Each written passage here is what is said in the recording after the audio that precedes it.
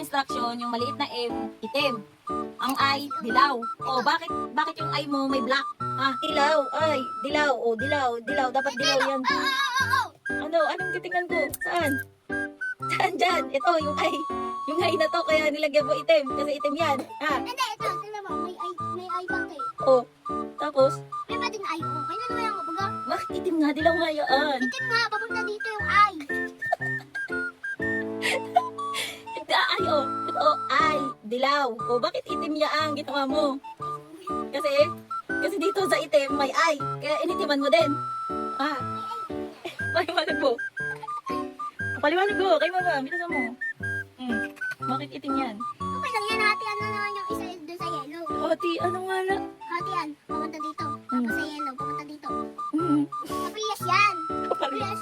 Eh, diba? Itong ay, papunta dito sa black. Tapos itong ay, papunta dito sa yellow. Huwag ka, diba ga? Koti.